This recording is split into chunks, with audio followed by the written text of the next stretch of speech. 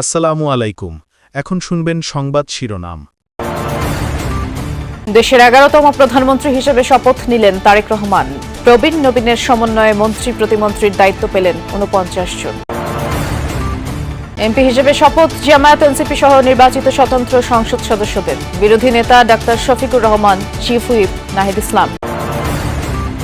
LGRD অর্থ স্বরাষ্ট্র মন্ত্রণালয়ের দায়িত্ব পেলেন ৩ অভিজ্ঞ ফখরুল, খসরু ও সালাউদ্দিন। পররাষ্ট্রে টেকনোক্র্যাট খলিলুর, বিদ্যুৎ জ্বালানিতে টুকু।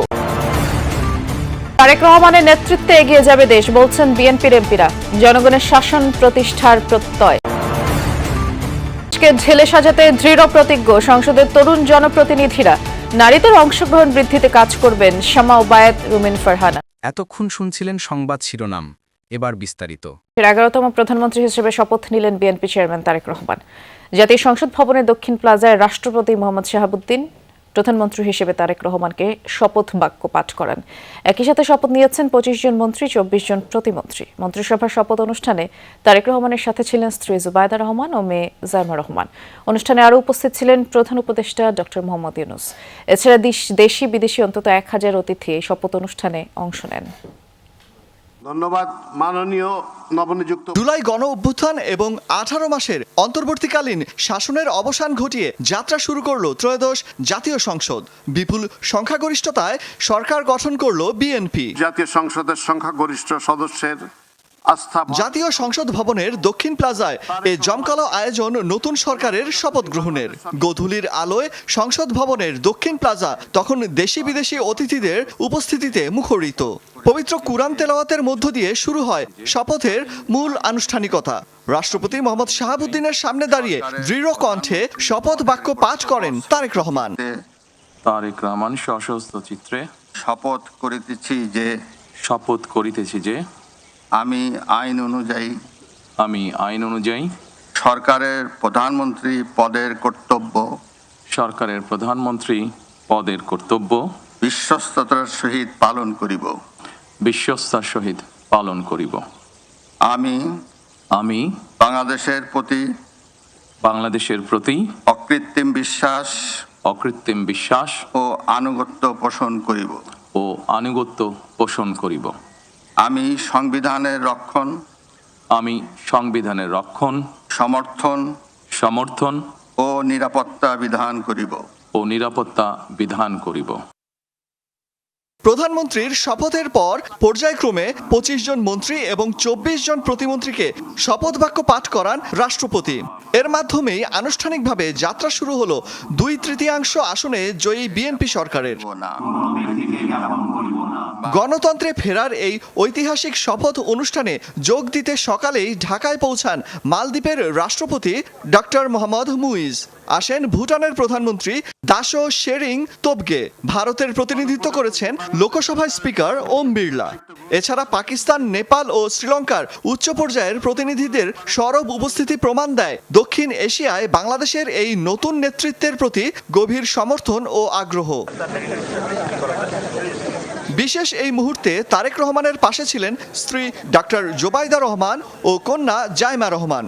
অনুষ্ঠানে বিদায়ী অন্তর্বর্তীকালীন সরকারের প্রধান উপদেষ্টা ডক্টর মোহাম্মদ ইউনূস সহ উপস্থিত ছিলেন দেশি বিদেশি প্রায় 1000 আমন্ত্রিত অতিথি।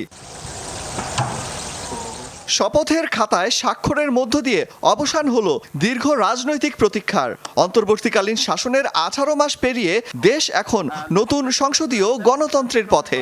এখন দেখার বিষয় জন আকাঙ্ক্ষা পূরণ আর আঞ্চলিক সহযোগিতার নতুন এই সমীকরণকে সঙ্গী করে তারেক রহমানের নেতৃত্বাধীন সরকার দেশকে কতটা স্থিতিশীলতা ও সমৃদ্ধির পথে এগিয়ে নিয়ে যায়। সংসদের বিরোধী দলীয় নেতা নির্বাচিত হয়েছেন জামায়াতের আমির ডাক্তার শফিকুর রহমান। উপনেতার দায়িত্ব পালন করবেন জামায়াতের নায়েবে আমির ডাক্তার সৈয়দ আব্দুল্লাহ মোহাম্মদ তাহির। আর বিরোধী দলীয় চিফ হুইপ হয়েছেন জাতীয় নাগরিক পার্টির আহ্বায়ক নাহিদ ইসলাম।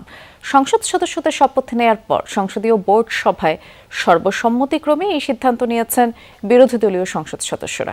এ সময় সংবিধান সংস্কার পরিষদে সরকার দলীয় সাংসদদের শপথ না নেওয়ার সমালোচনা করেন বিরোধী দলীয় এমপিরা। শপথের আনুষ্ঠানিকতা শেষে সংসদে বিরোধী দলীয় সভাকক্ষে বৈঠকে বসে জামায়াত সহ 11 দলীয় জোটের সংসদ সদস্যরা।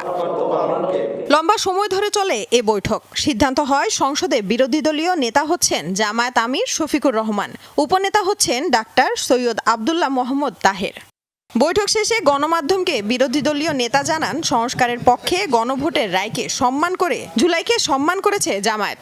শপথ না নিয়ে সরকারি দল জুলাইকে উপেক্ষা করেছে বলেও অভিযোগ তার। আমরা গণভোটের রায়কে সম্মান করেছি, জুলাইয়ের আকাঙ্ক্ষাকে সম্মান করেছি, যারা আমাদেরকে ভোট দিয়েছেন তাদেরকে সম্মান করেছি এবং আমরা একমত হয়েছি যে এই শপথ নেওয়া আমাদের কর্তব্য। তবে আমরা মনে করি সরকারি দল শপথ না নিয়ে তারা জুলাইকে উপেক্ষা এবং অবজ্ঞা করেছেন।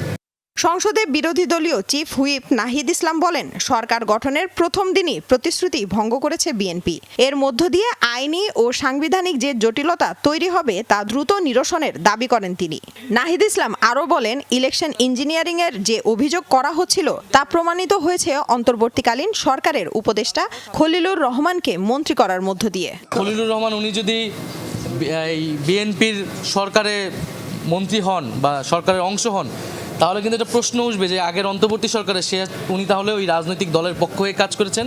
এবং নির্বাচনে যে ইঞ্জিনিয়ারিংয়ের কথা আমরা বলতেছি, আমরা যেটা দেখলাম যে কারচুপি হলো, ফলাফলে কারচুপি হলো এবং অনেকগুলো আসন হারিয়ে দেওয়া হলো আমাদেরকে, এবং পরিকল্পনা করে 2/3 আসন সরকারি দল নিয়ে নিল।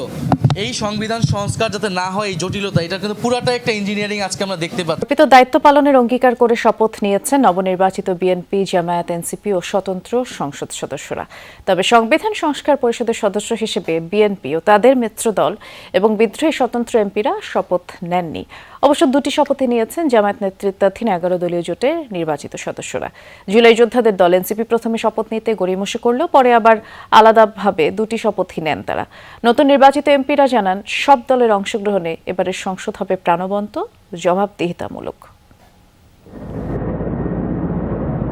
নতুন বাংলাদেশের নতুন সংসদ শপথ নিতে নির্ধারিত সময়ের আগেই আসতে শুরু করেন ত্রয়োদশ জাতীয় সংসদের নবনির্বাচিত সংসদ সদস্যরা।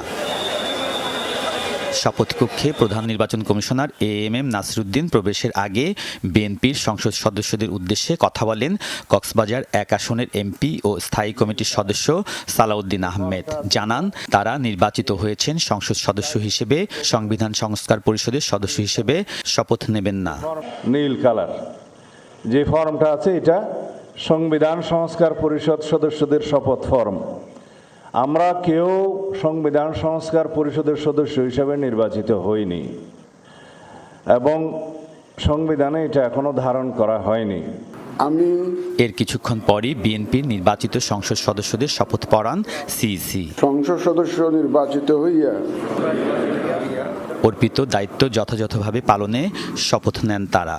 আইন অনুযায়ী পরে স্বাক্ষর করেন নির্ধারিত ফর্মে। সংসদ সদস্য নির্বাচিত হইয়া আলাদাভাবে শপথ নেন জামায়াত ইসলামীর সংসদ সদস্যরা। এ সময় তাদের পাশে দাঁড়িয়ে শপথ নেন স্বতন্ত্র সংসদ সদস্যরাও।